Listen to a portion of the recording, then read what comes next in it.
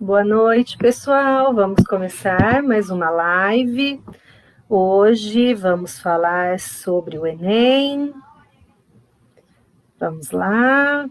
Estou indo para o Instagram também, então pelo Facebook vocês podem me acompanhar e também pelo Instagram.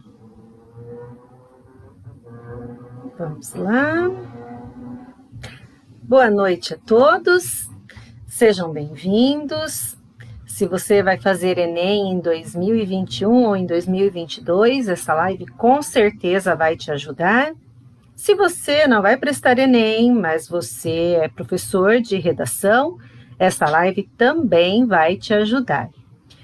Já vou dando as boas-vindas aos queridos ex-alunos que estão chegando, que vão aproveitar essa aula também. O propósito dela é oferecer uma ajuda para quem vai fazer o Enem, uma ajuda para quem está em dúvida aí com a redação.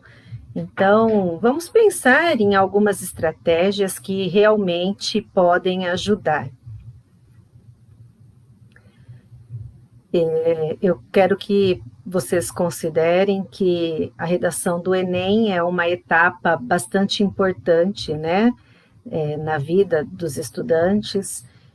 Passei por vários vestibulares, mas não passei pelo Enem, porque ele não existia há uns anos atrás, né? Não precisamos de tantos detalhes. Mas eu acompanho o Enem desde a sua instituição, todas as edições do Enem, eu tive algum tipo de contato, eu tive acesso, eu me informei, então eu passei aí os meus 20 anos como professora, me preocupando em auxiliar os meus alunos com o Enem, em pensar em como tornar essa etapa, que é tão importante na vida dos estudantes, um pouco mais leve, um pouco mais tranquila. Vou de novo dizer aí um bom dia, né? Um bom dia a todos que estão chegando. Bom dia nada, boa noite. Olha só eu achando que são 7 horas da manhã. Foram tantos anos dando aula de redação às 7 horas da manhã que estou dizendo bom dia. Não, boa noite. Boa noite a todos. Sejam todos muito bem-vindos e vamos falar hoje um pouquinho a respeito do Enem. Especificamente a redação do Enem. Eu tenho algumas questões em relação à redação do Enem, primeiro porque eu acho que é um concurso muito amplo, né? São milhões de alunos fazendo a prova, não são milhares, são milhões.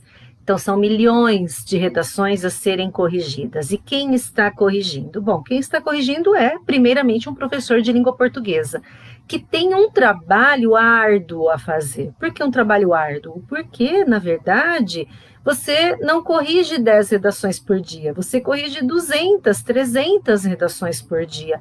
É um trabalho muito sério. Dada essa complexidade, a redação do Enem, ela tem cada vez mais limitado aquilo que o aluno pode escrever. Limitado em que sentido? Não que exista um limite para o que se escreve. As 30 linhas sempre existiram, a meu ver, esse é o limite que mais atrapalha, mas além disso, o que acontece é que nós temos um conjunto de informações que devem aparecer na redação. Então, o corretor, ele é um professor de português, uma pessoa muito bem gabaritada, muito bem treinada inclusive para procurar o que deve estar dentro do seu texto. E é aí que mora a grande dificuldade quando nós pensamos na redação do Enem. Na escola, quando nós ensinamos os alunos a produzir redações, desde lá do Fundamental 1, nós sempre tentamos, enquanto professor, valorizar a produção do aluno, valorizar a riqueza da linguagem do aluno, valorizar a riqueza de ideias que esse aluno traz. Acontece que quando nós pensamos num concurso, e o Enem é um concurso, é uma prova eliminatória, Vamos lá, nós fazemos o Enem porque nós queremos uma vaga numa universidade pública ou queremos uma boa bolsa para nos ajudar com o pagamento da escola particular. Acontece que o Enem é uma prova seletiva. Então, olhando daqui de trás, né, de quem elabora a prova, é preciso que haja um conjunto de orientações para quem vai corrigir essas redações para tirar totalmente a subjetividade dessa correção. O que acontece é que, tirada essa subjetividade toda, o que acontece é que o aluno ele não tem tanta liberdade para escrever. E eu já vi textos brilhantes, textos muito bem elaborados, muito bem escritos, que atendiam totalmente a proposta, não conseguir a nota máxima. E foi aí que eu resolvi investir e descobrir por que esses alunos não atingiam a nota máxima, porque na minha mão era 10. E eu preciso dizer aí, para quem não me conhece como professora, eu sou uma professora muito exigente. Eu não me contentava nunca com um texto mediano. O texto, para ter nota máxima, ele tem que ser um texto merecedor de nota máxima. Na norma culta, na argumentação, na coesão, na coerência. No caso do Enem, com uma boa proposta de intervenção, eu sempre fui muito exigente. E mesmo assim, o aluno que conseguia comigo tirar nota entre 900 e 1.000, não chegava nesses 900. Opa, uma luzinha acendeu, eu falei, preciso descobrir o que está acontecendo. Alguma coisa esse Enem está cobrando que talvez não precisasse. E foi aí que eu resolvi, há alguns anos, fazer o curso de correção do Enem, e de lá para cá, fui me atualizando e ano após ano, fazendo cursos e descobrindo o que é que o Enem espera dos nossos alunos. E é isso que eu estou trazendo aqui hoje para vocês. Eu estou trazendo as 5 competências. Vamos pensar, então, o que são essas 5 competências? O que cada uma delas exige do aluno? O que cada uma delas olha quando o corretor está com o texto de um de vocês na mão? É sobre isso que nós vamos falar hoje. Então, vamos partir da competência número 1. A competência número 1 é aquela que eu sempre digo que nós temos que ter a nota máxima. Por que nós temos que ter a nota máxima? Porque vocês passam 13 anos na escola aprendendo a norma culta. Vamos lá. Ninguém vai para a escola para aprender português. A gente chega na escola aos 6 anos, agora aos 4 anos, né? Porque pelas novas orientações da BNCC, é com 4 anos, já obrigatória a presença da criança na escola, mas todos vocês, quando chegaram na escola, pelo menos aos 6 anos de idade, já chegaram lá falando a língua portuguesa, e falando muito bem. O que é, então, que a gente vai aprender na escola? A gente vai aprender a norma culta, aquela que a gente usa para escrever, aquela que está nos concursos, aquela que está nos textos acadêmicos, aquela que está nos livros. É essa norma culta que nós vamos aprender em todas as aulas de língua portuguesa. Então, quando o aluno chega no 3º ano do ensino médio, ele já domina essa norma culta, ou pelo menos deveria dominar. Se não domina, ainda precisamos entender o que é que aconteceu ao longo desse processo para que ele não domine a norma culta. Acontece que só olhar norma culta seria muito simplista para uma prova que é seletiva. Então, o Enem estabeleceu um conjunto de orientações que precisam ser olhadas pelo corretor dentro do seu texto no que diz respeito à norma culta. Então, vamos lá. O que eu preciso ter? Eu preciso ter um vocabulário rebuscado. O que é um vocabulário rebuscado? Eu preciso falar palavras extremamente difíceis? Extremamente difíceis, não. Mas você precisa usar algumas palavras que sejam um pouco mais formais, além daquelas que você fala normalmente. Então, por exemplo, odiernamente. Já ouviu essa palavra? Odiernamente tem exatamente o mesmo significado da palavra atualmente. Acontece que odiernamente ela é uma palavra erudita, ela é uma palavra mais formal. Então ela vale mais que atualmente? Vale. Ela vale mais que atualmente. Veja, é uma palavra aí que a gente pode começar a usar, ok? Nós precisamos pensar em fugir totalmente de palavras ou expressões que sejam da oralidade. Era muito comum quando eu lia os textos dos alunos, em especial lá no 9º ano, às vezes no 1º ano, dizer assim, vai da cabeça de cada um. É verdade, a gente fala muito isso, né? Vai da cabeça de cada um. Mas a gente não escreve isso. Por que a gente não escreve isso? Porque formalmente essa expressão vai da cabeça de cada um depende do que cada indivíduo pensa. Depende do que cada indivíduo defende. Veja, saí da oralidade, fui para a formalidade, sem grandes exageros, sem grandes estruturas, mas eu fugi daquilo que se fala. Eu parti para a escrita. O Enem está esperando isso. O que mais o Enem está esperando? Ele não quer que você escreva frases curtinhas. Por quê? Porque frases curtinhas parece que a gente está emendando uma frase na outra, exatamente como a gente faz na oralidade. No texto escrito, você precisa escrever períodos compostos. Vamos lá, o que é um período composto? É aquele que tem pelo menos 2 orações. Como eu sei que o meu período composto tem 2 orações no mínimo? Eu sei porque eu estou escrevendo orações com verbos diferentes e elas estão interligadas. Eu posso fazer essa interligação por meio de orações coordenadas. Essa é uma possibilidade, ela é correta, mas para o Enem ela vale menos do que as subordinadas. Sabe quando a gente tem aula de gramática? Orações subordinadas? Oração subordinada, substantiva, completiva, nominal. Oração subordinada, adverbial, condicional. Vamos lá. A gente acha aquilo o fim do mundo, né? Vamos falar a verdade, a gente acha aquilo horrível.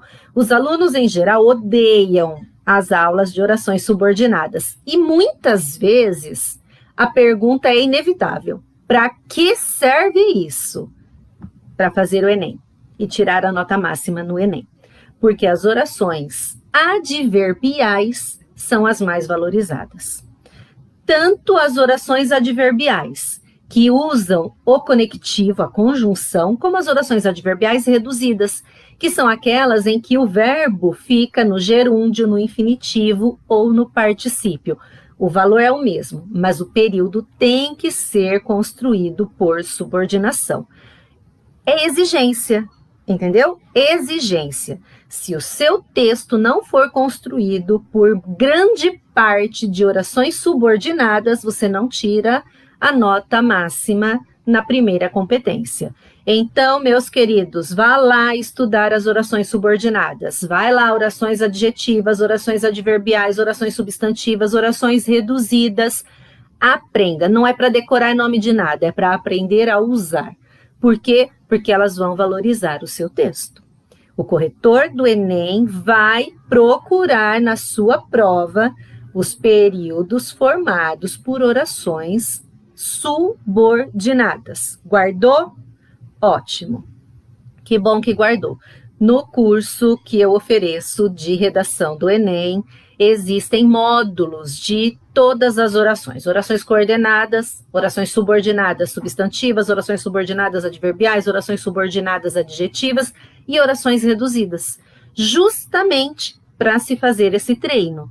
Porque precisa ter oração subordinada na sua redação do Enem, ou você não tira a nota máxima, porque entende-se que se não há subordinação, não está de acordo com a norma culta escrita. Ok? Guardou? Ótimo. O que mais nós precisamos fazer, então, nessa norma? Ter um vocabulário mais formal, nada de expressões de oralidade, e formulações com orações adverbiais. É isso que o seu texto precisa ter. Como eu vou aprender tudo isso? Lendo e escrevendo. É o treino, a gente precisa treinar. O treino é indispensável.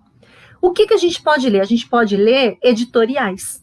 Vai lá, Folha, Estadão, O Globo, não sei quais são os grandes jornais de todos os estados brasileiros, mas pega aí um grande jornal da sua região e leia o editorial. Todos os dias tem pelo menos um editorial. Esses jornais maiores costumam trazer 2 editoriais. Leia editorial, porque eles são escritos de acordo com a norma culta.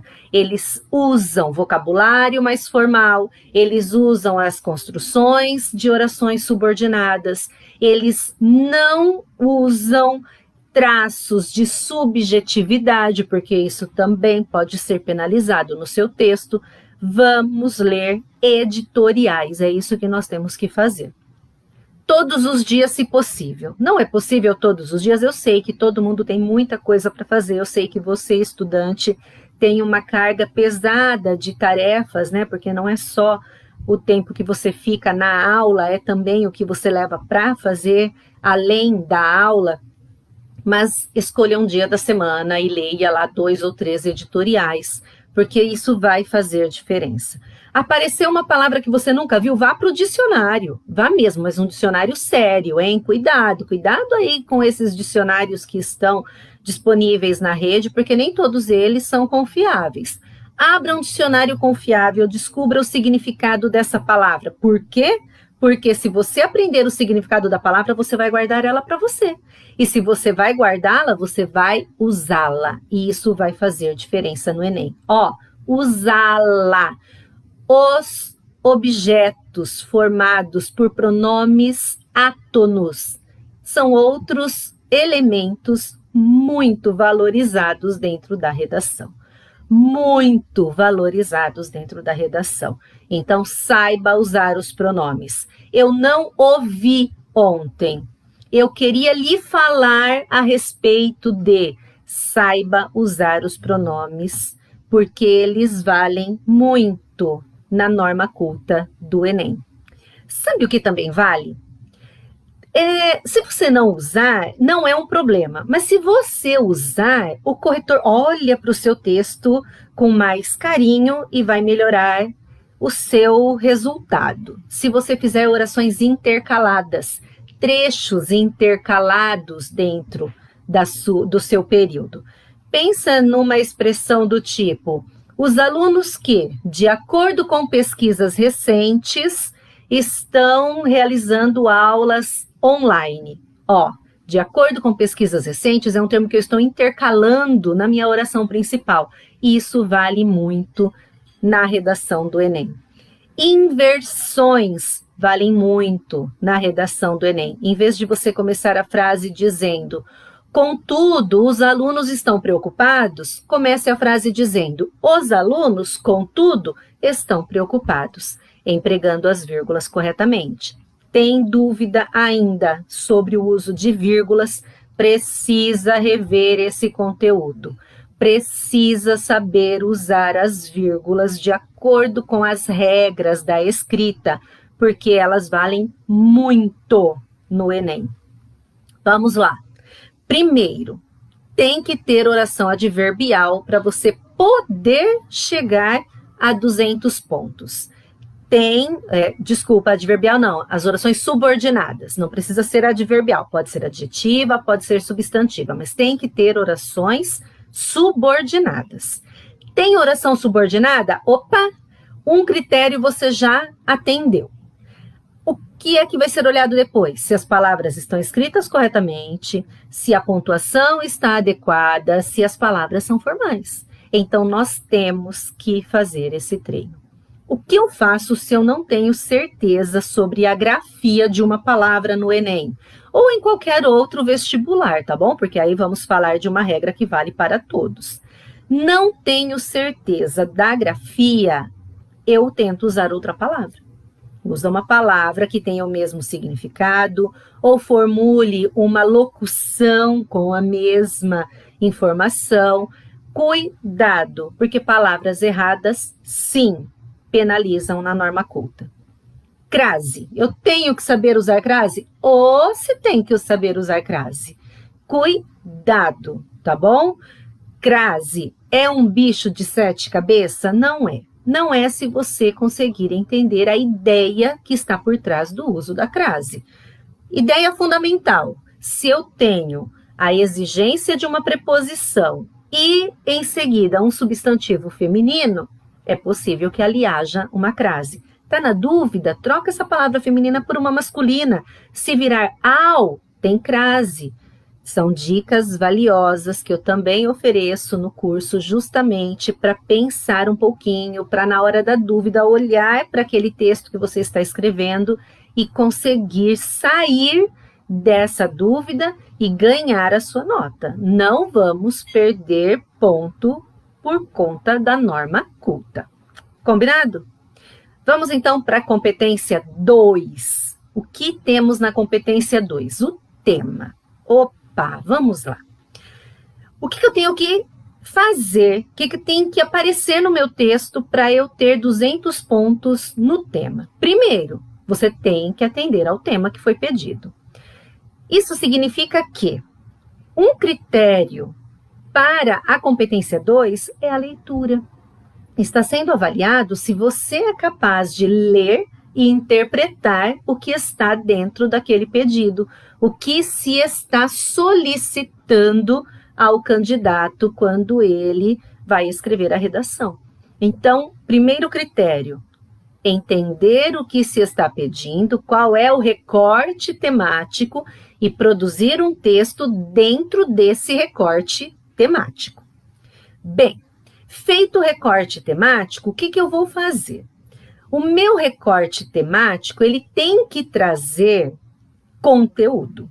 Então, eu preciso trazer ao menos 2 argumentos dentro desse recorte temático. Ah, mas aí vai ser olhado lá na competência 3, que é a argumentação?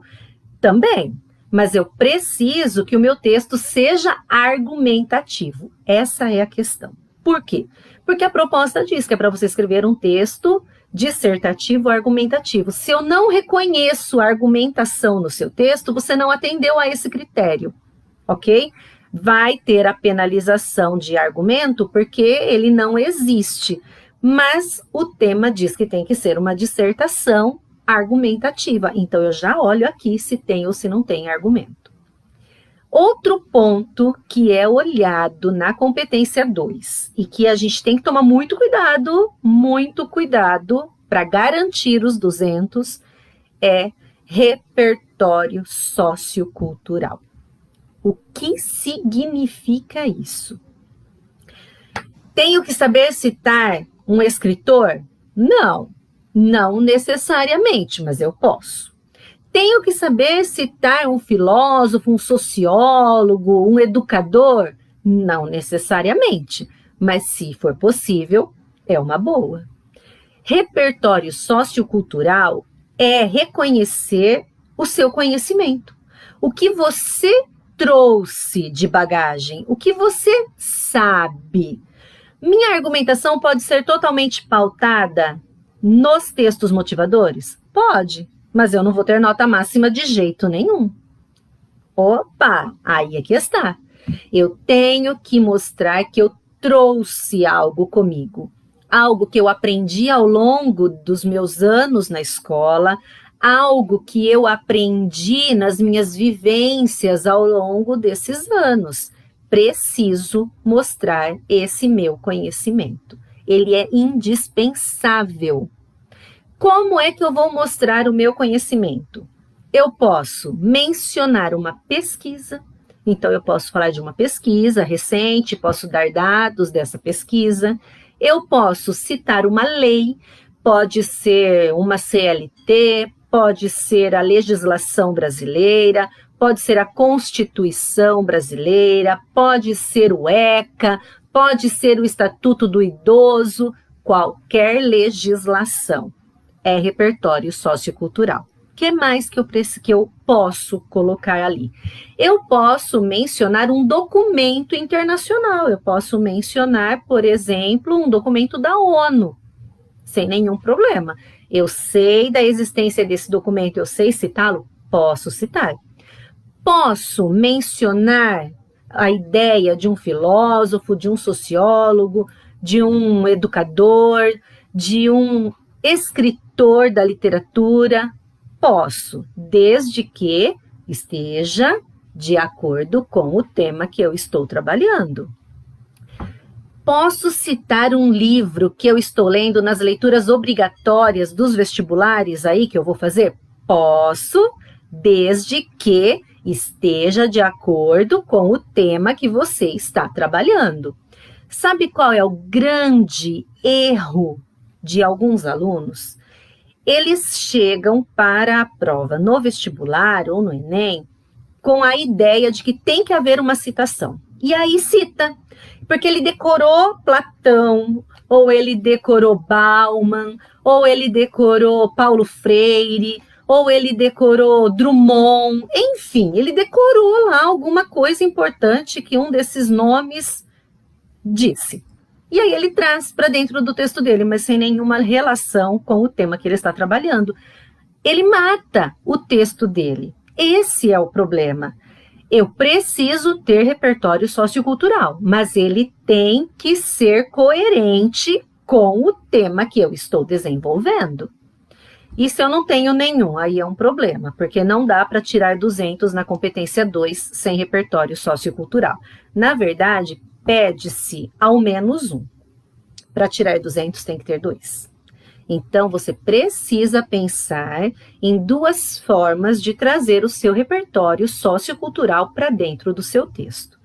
Como eu amplio o repertório sociocultural, minha gente? Lendo. Ler. Ah, mas já tá aí, tô no terceirão, e aí, o que eu faço? E aí, você junta tudo que você conseguiu ler até agora. Faça lá suas anotações. Eu sou da opinião de que a gente precisa escrever para guardar. Então, pega a última folha do caderno e vai colocando as anotações ali, vai fazendo as citações que você acha relevantes ali. Ao longo deste ano, do seu terceirão, com certeza você vai ler uma série de textos, e não só nas aulas de língua portuguesa, em outras aulas também. Se você tiver aula de filosofia, agarre tudo que for possível. Se você tiver aula de sociologia, agarre tudo que for possível. Mas nas aulas de física tem muita coisa que dá para aproveitar, em química tem muita coisa que dá para aproveitar, em matemática tem muita coisa que dá para aproveitar. Como é que é? Lavoisier diz o quê? No mundo nada se cria, tudo se transforma. Já é repertório sociocultural. E pense em quantos temas nós podemos trabalhar a partir dessa citação. Muitos mesmo. Então, guardem tudo que vocês forem trabalhando. A gente não decora tudo. Não, a gente não decora tudo mesmo. Mas se a gente lembra do conceito, é isso que nós vamos apresentar. Até porque ninguém está esperando uma citação literal, tá? Não é para usar aspas, é para você se apropriar dessa informação e dar o devido crédito, de acordo com, diz o nome de quem você vai citar, mas o texto é seu. Você está trazendo a ideia dele, mas incorporada no seu discurso. É isso que vale muito no Enem. Guardou? Vamos lá, recapitulando. Competência 1, eu cuido da norma culta, preciso da oração subordinada, preciso de um vocabulário mais formal, preciso tomar cuidado com a pontuação, com a acentuação, com a ortografia. Na competência 2, eu vou olhar o tema. Meu texto tem que ser uma dissertação argumentativa, então tem que ter argumentos. Eu preciso trazer o meu repertório sociocultural para dentro desse texto, e esse repertório tem que dialogar com o tema que eu estou trabalhando. Cuidado na leitura do tema, para você ficar dentro dele, para você não se perder. Competência 3. O que a gente vai olhar na competência 3? A argumentação. Ah, mas e os argumentos? Eles já não foram olhados lá na competência 2?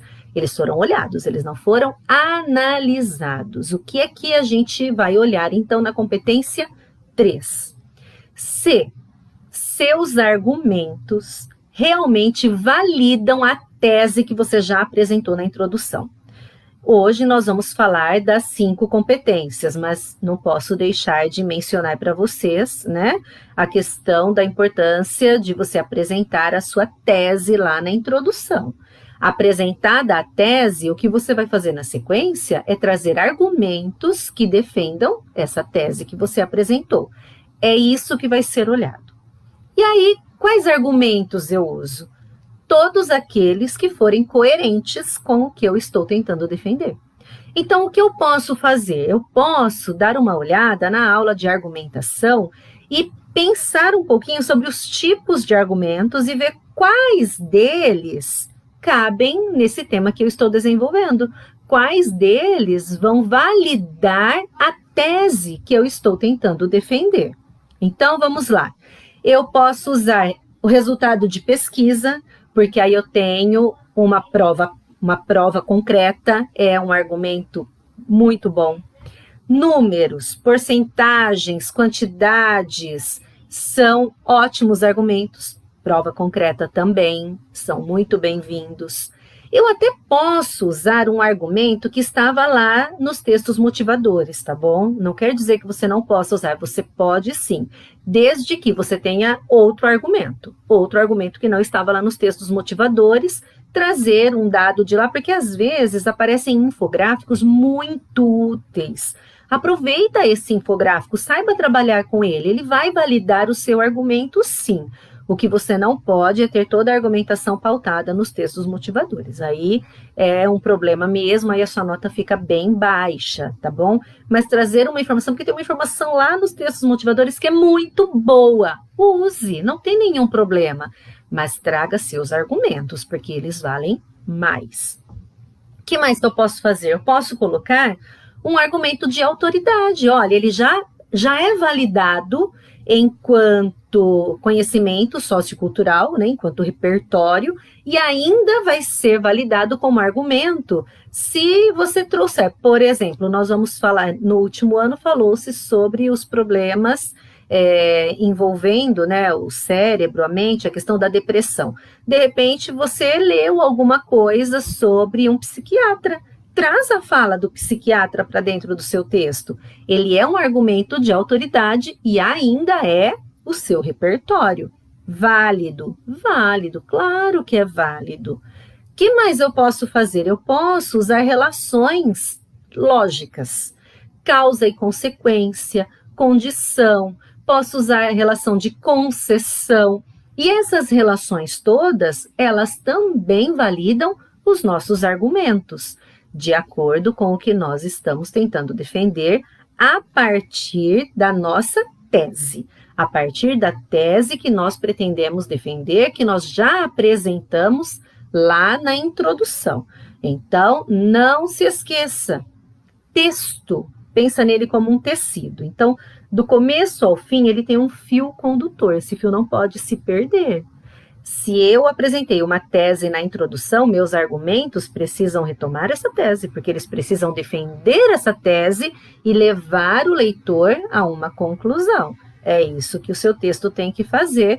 Numa prova de vestibular, numa redação do Enem, não é diferente. Nós temos que ter um texto com começo, meio e fim. O começo introduz o assunto e apresenta uma tese. O meio desenvolve os argumentos que você tem para validar aquela tese. E aí você vai levar o leitor para uma conclusão, já que você tinha uma tese, você argumentou sobre ela. Aonde se pretende chegar? É o que vai aparecer lá na sua conclusão. É onde você vai apresentar uma proposta para resolver esse problema que você veio trabalhando ao longo do seu texto. Ok? Podemos passar, então, para a competência 4, né? A competência 4 diz respeito à coesão do texto. Eu queria dizer para vocês que, na verdade, coesão e coerência vivem juntos. Então, quando nós pensamos num texto argumentativo, é lógico que a coesão ela vai trabalhar diretamente com os seus argumentos. Por quê?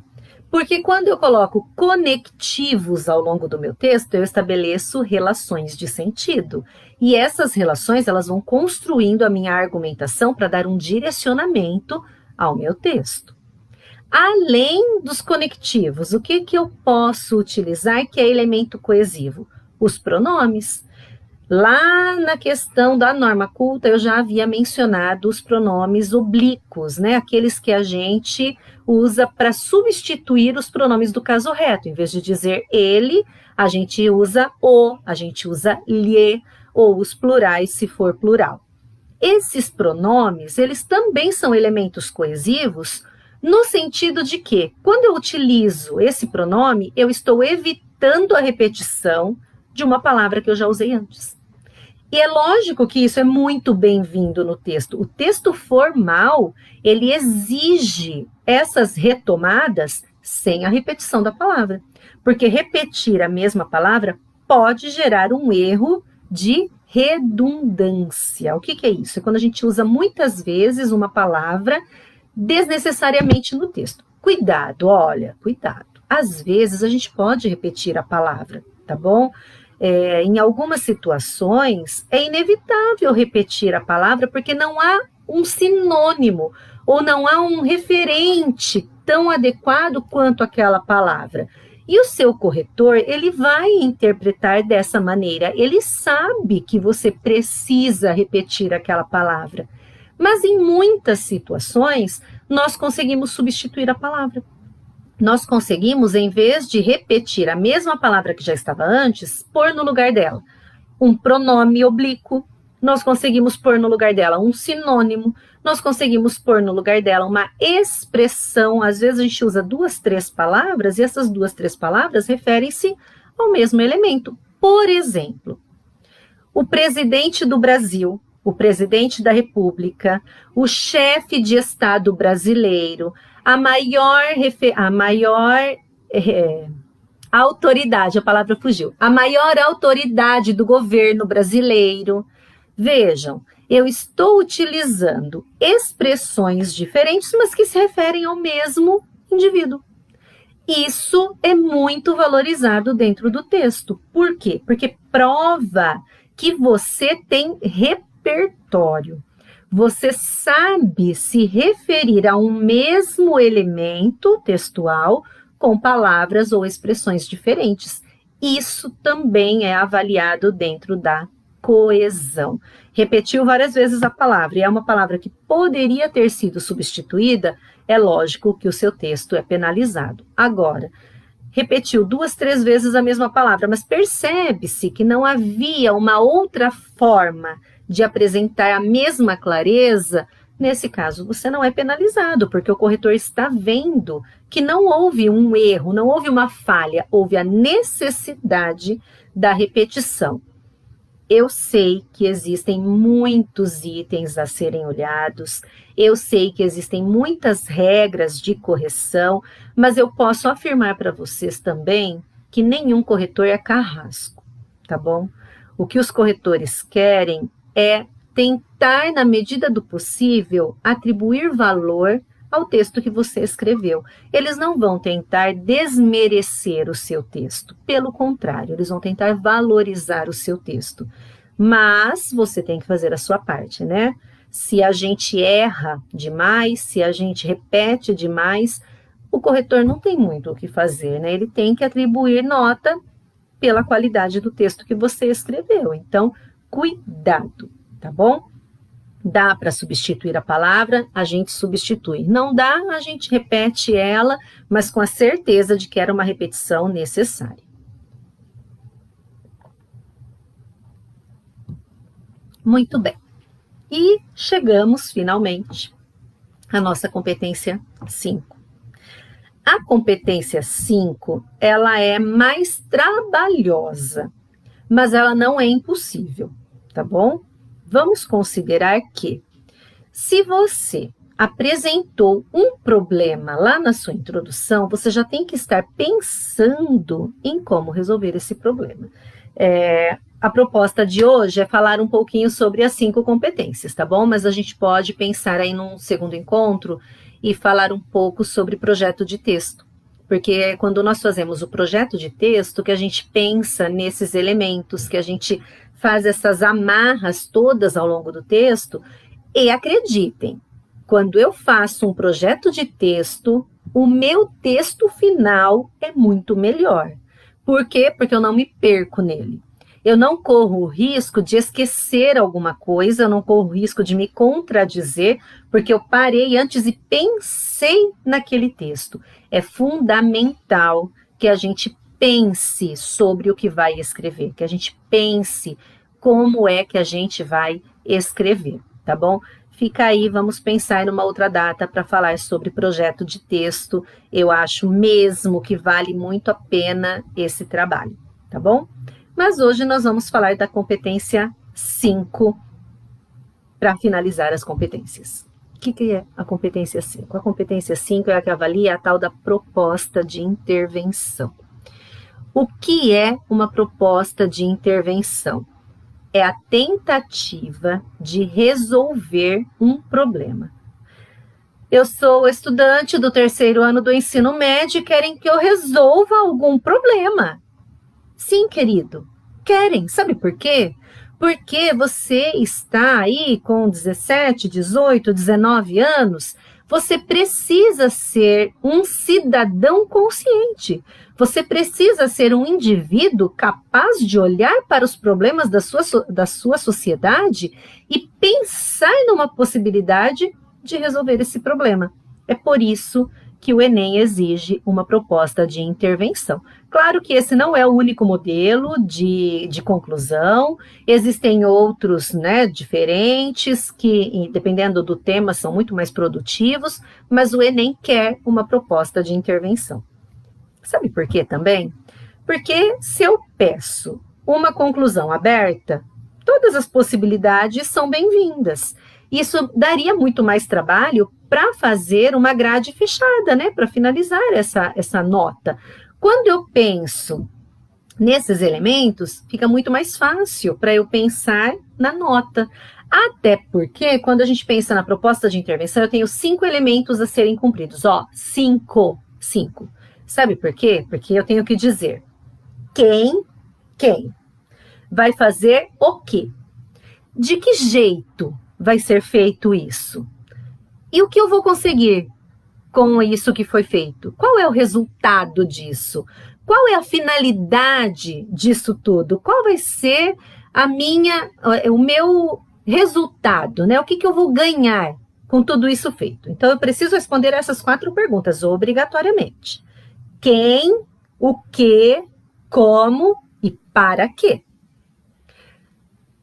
4? Ah, mas eu falei que eram 5, né? 5, porque um desses aqui você precisa desenvolver.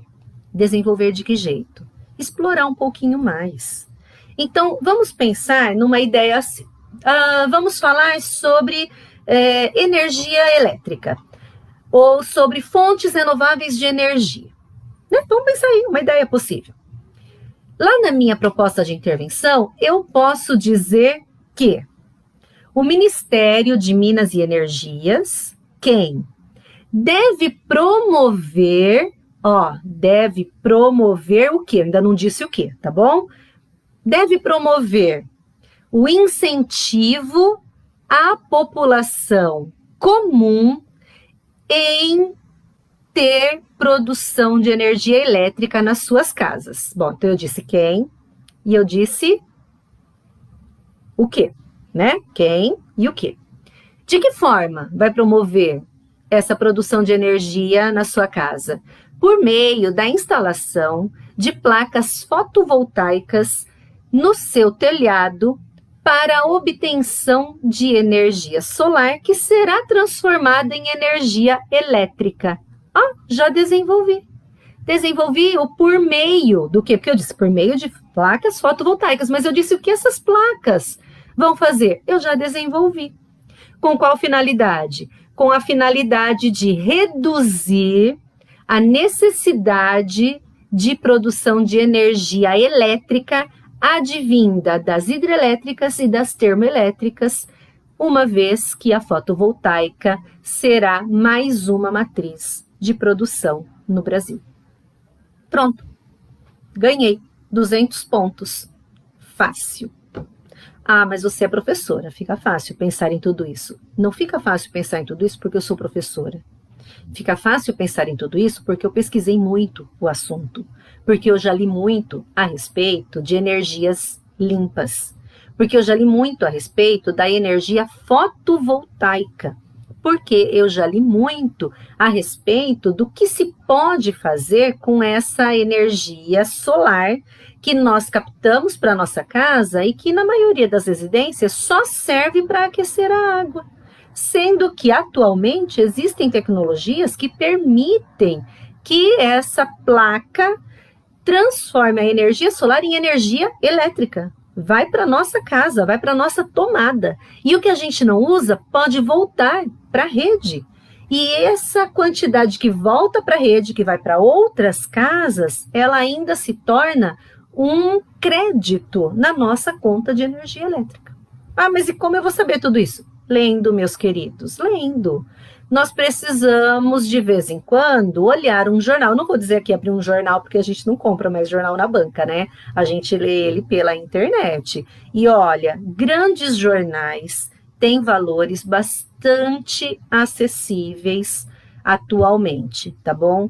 Dependendo da área de atuação dos seus pais, ainda é possível, mais que isso, é possível ter acesso gratuito a grandes jornais brasileiros.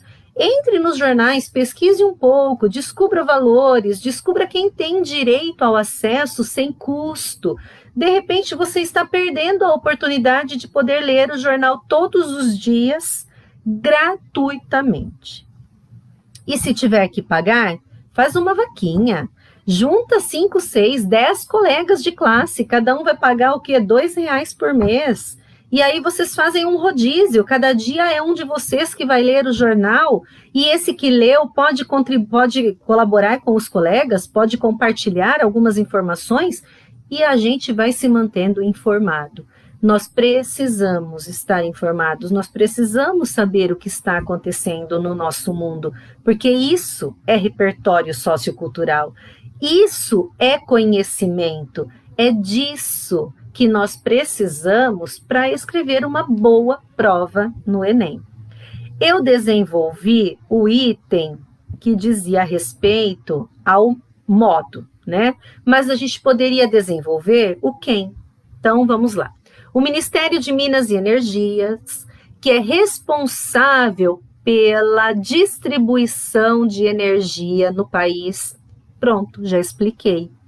O quê? O que ela vai fazer, né? Ela vai promover a instalação de placas fotovoltaicas. De que forma vai promover? Ou por que vai promover? Uma vez que a energia fotovoltaica é muito produtiva no Brasil, dada a grande incidência de sol na maioria das regiões brasileiras. Pronto, já desenvolvi.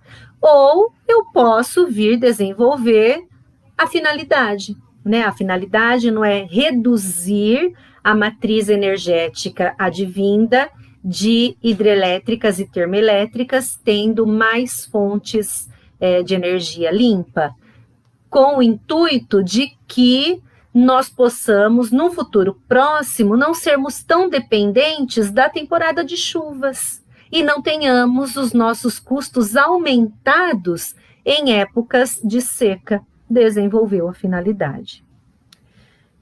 Bem, é possível tirar 1000 no Enem? É possível. É difícil? É difícil. Por que é difícil? Porque são muitos itens, são muitos elementos. Então, o que a gente tem que fazer para tirar esse 1000 no Enem? Treinar.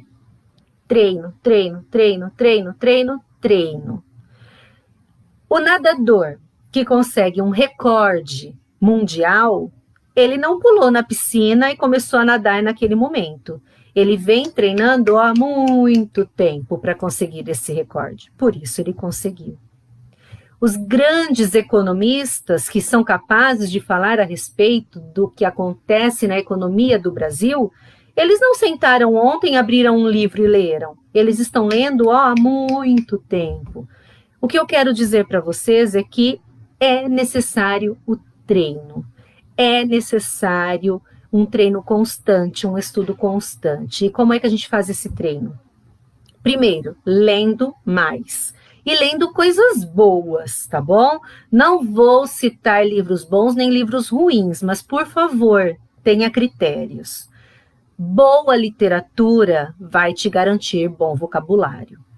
Ler bons jornais vai te garantir bom vocabulário, além de ampliar o seu repertório, além de te dar mais informações, além de te falar sobre tudo que está acontecendo na nossa sociedade. Ler. Ler é o primeiro ponto. Ler bons textos, ler textos de referência, ler. Segundo, escrever.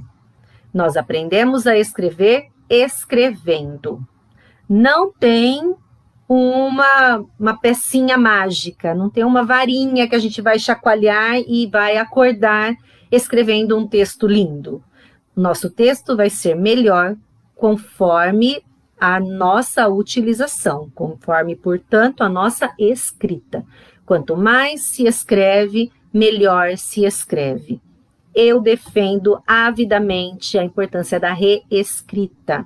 Escreveu um texto, recebeu ele corrigido, olha quais são os problemas desse texto e refaz ele, melhora ele, corrige esses pontos que foram apontados, que foram apresentados. Por quê? Porque se você fizer a sua correção, você vai aprender a usar corretamente. Treino, treino, treino, treino, treino. Uma boa introdução, para mim, garante metade do caminho. Por quê?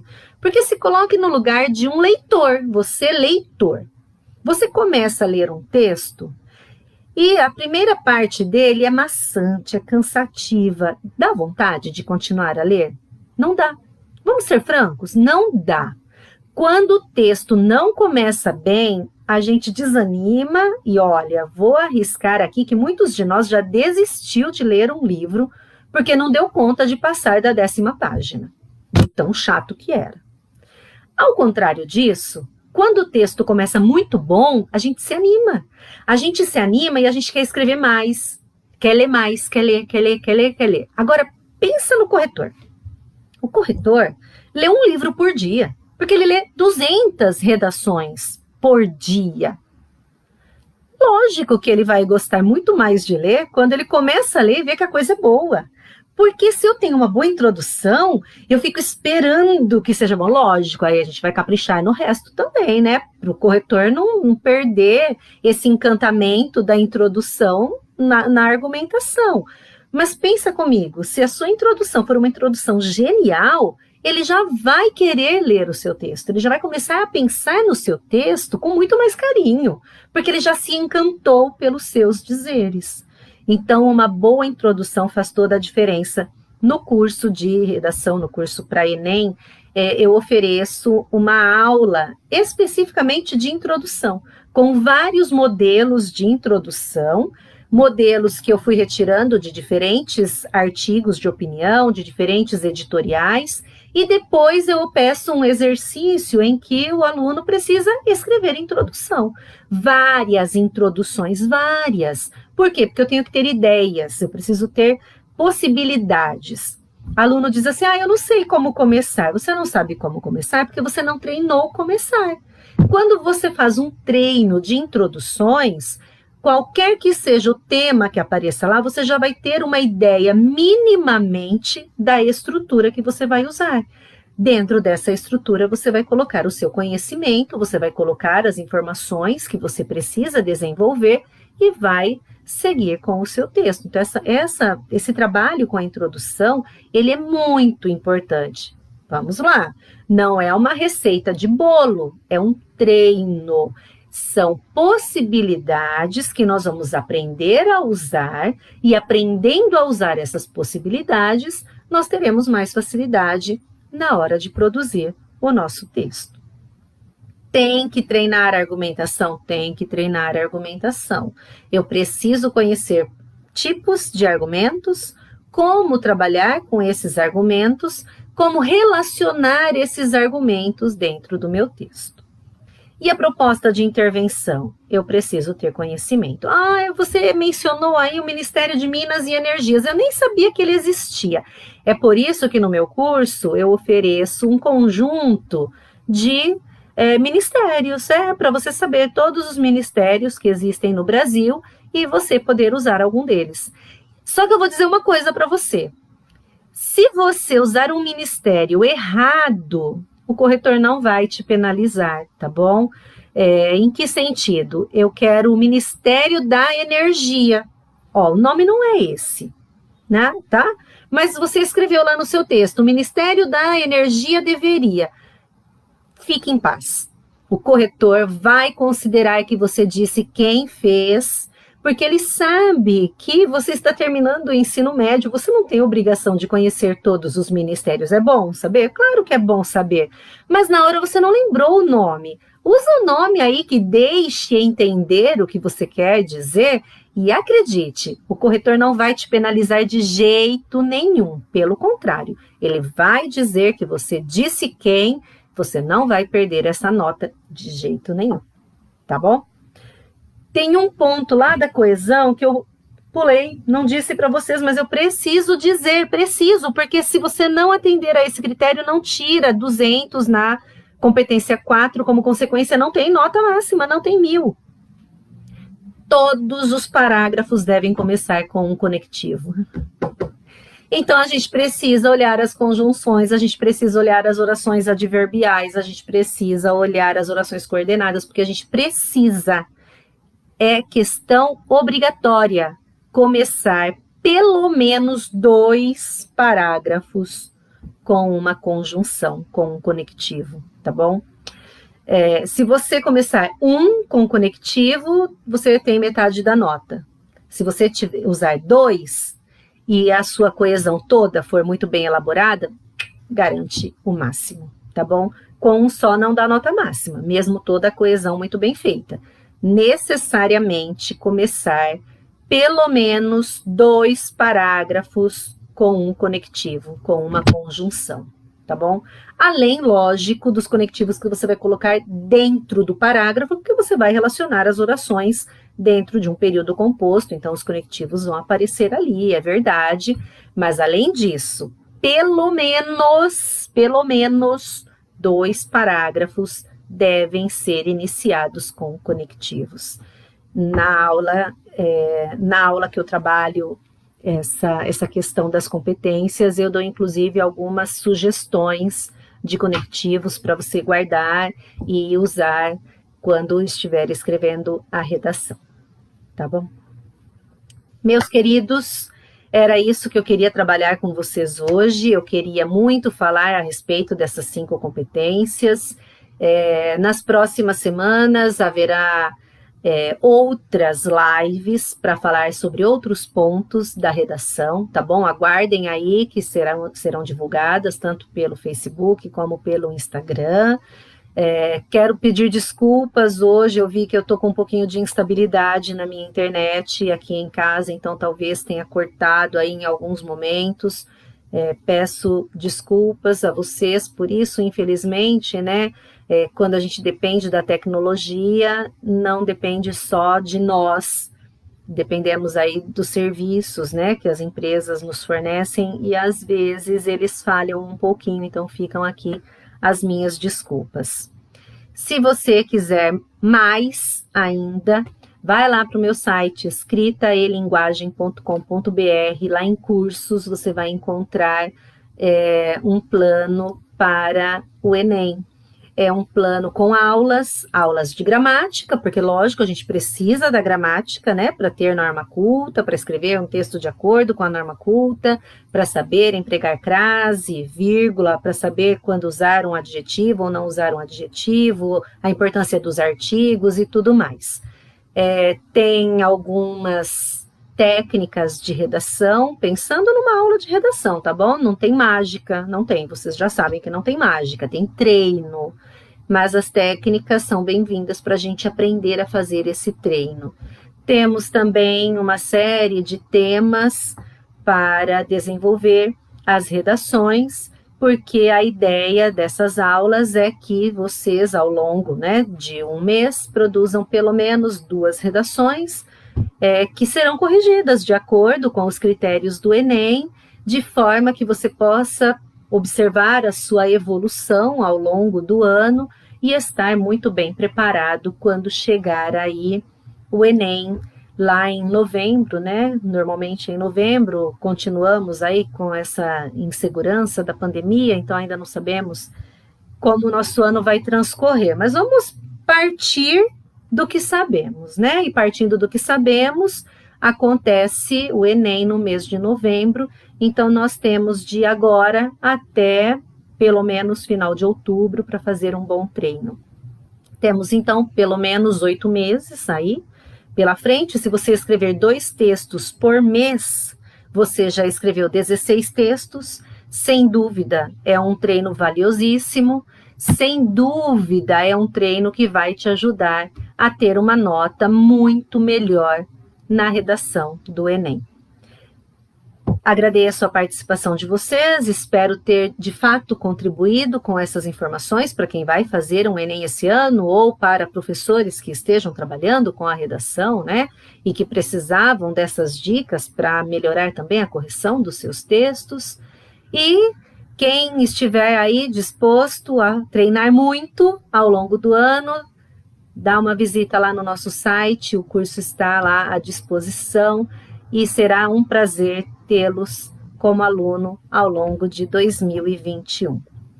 Muito obrigada a todos vocês, uma noite de descanso aí para todos, bons estudos e aguardem que para a próxima semana a gente combina outra live para falar sobre outro ponto importante da redação do Enem. Vamos arrasar no Enem de 2021. Um grande abraço a todos e muito obrigada.